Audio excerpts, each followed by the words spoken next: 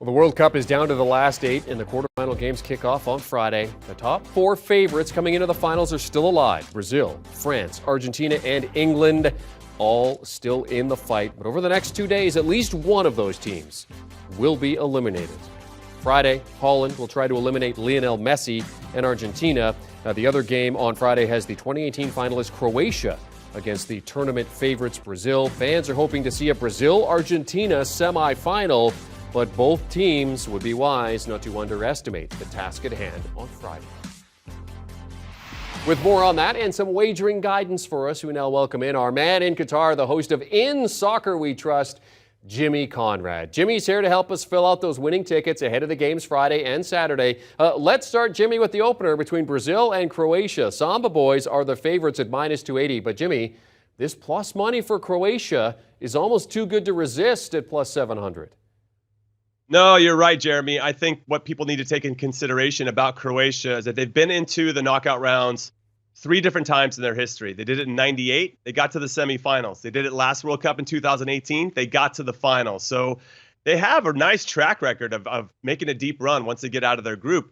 But they're running into my favorite to win this whole competition, Brazil, who look fantastic. And they can hurt you in so many different ways, whether it's with Neymar, Richarlison, Vinicius Jr. You got players that can help out on set pieces as well. I mean, they're just so deep in so many different ways, and they have the second best defense out of all the teams that are still remaining, only behind Morocco. So you get past that defensive line, you get past all their good pressure, and you still got one of the world's best goalkeepers, Alisson, between the sticks.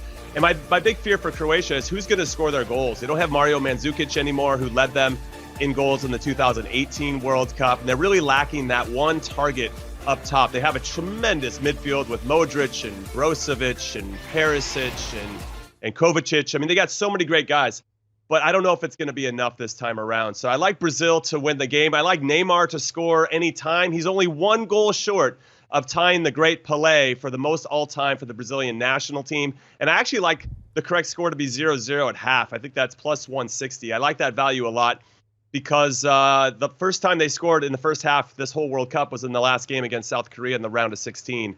And I just think that Croatia is going to make it difficult to play against in that first half and then try to beat them in the second half. So I'm trying to play some strategy here, and also that Brazil just doesn't have a great track record of scoring first. Jimmy, are you going over or under the 2.5 goals? That's a great question. I just don't know where Croatia are going to get their goals, Jeremy.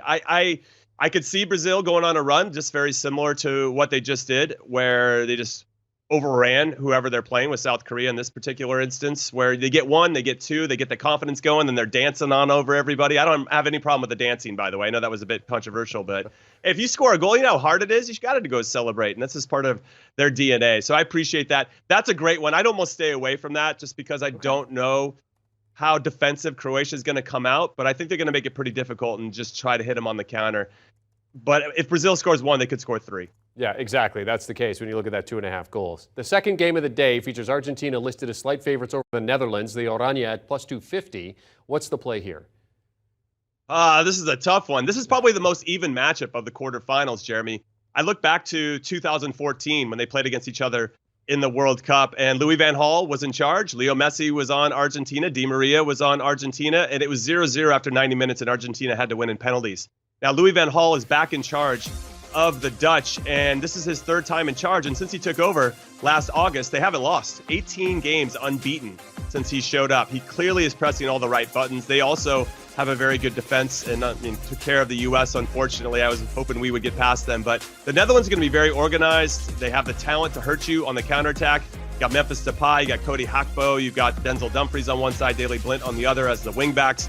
And I think that's going to cause Argentina some problems. Actually, I like the draw on this. I think Argentina ultimately gets through, maybe because I'm willing that into an existence, because I want to see Brazil-Argentina in the semifinals. But this Netherlands team, I feel like this one's pretty even. And so I like the draw, and then maybe Argentina again beating them in penalties or in extra time. So this is a tough one for me. Other ones, I would say both teams to score. I think plus 110 is some good value. I think that both teams have the firepower to hit the back of the net, and they have their defense a little iffy, but the draw after 90 minutes is plus 205, and I'm going to stick with that. All right, Saturday we get Cinderella side Morocco against a suddenly free-flowing and high-scoring Portugal. Morocco at plus 440 here. How do you feel about that? That feels a little unfair, a little disrespectful, Jeremy. Yeah. I feel like Morocco has done enough to warrant a little bit more consideration from the bookies, but the bookies are usually pretty good and pretty spot on with their line. I would say this for Morocco: they've only given up 1 goal so far in the tournament, and it was an own goal.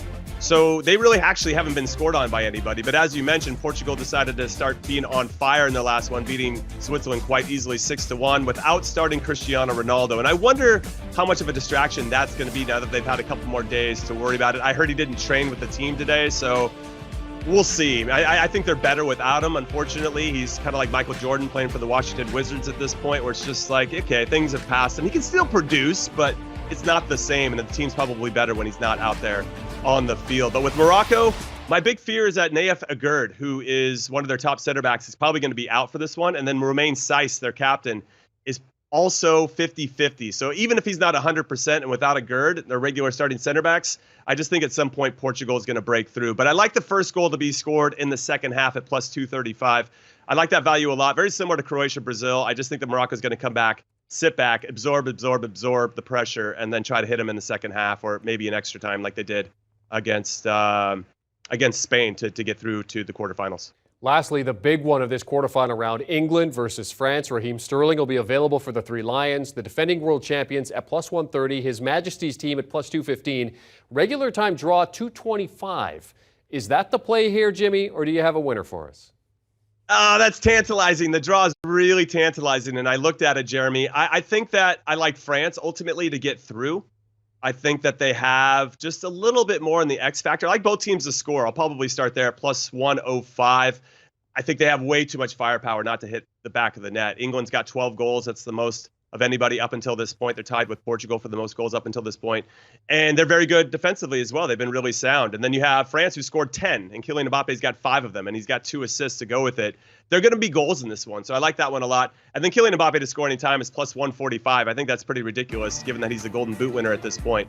This is a great game. I think that France, given their experience and given the fact that they won the World Cup in 2018, and England's still trying to chase it. I mean, I can make a narrative for both, honestly, Jeremy, but I just feel like France is going to make the difference. I think Mbappe is going to be the one that's going to do it. Giroud against their center backs. Have they really been challenging England in a way that's going to test them? I don't know if they have, all things considered. I thought they actually had a nice professional performance against Senegal in the last round. Sterling comes back into the team. I don't even know if he would start at this point, but it's probably good for morale to have him back. I want to say that England have a chance, of course. I think it's going to be a competitive game. But I think that actually I might go over 2.5 goals plus 105 instead. I do think they're going to be goals in this one. So I'm going to go with France. Ultimately is my pick. And we'll have France versus Portugal in one semi, and I got Argentina and Brazil in the other. And that's a cracking Final Four, Jeremy. Let's be honest. It is a cracking Final Four, but you're not vanquishing the ghost of 66 just yet. CBS Sports wagering analyst Jimmy Conrad in Qatar for the World Cup and still bringing us winning picks. Enjoy the quarterfinals, Jimmy. Great to see you as always. And for more from Jimmy and his team following the U.S. men's national team, yeah, they're out, but there's still a lot to talk about. Download and follow In Soccer We Trust. And don't forget about House of Champions. Ian Joy, Nigel Reo-Coker, James Benge, Michael Lahoud breaking down the quarterfinal matchups with lively debates. Download and follow House of Champions wherever podcasts are available. Do you want a sports network that delivers everything that matters about the game? The highlights, the picks, the instant analysis. No yelling, no fake debates, no politics. Hit the subscribe button and never miss a moment.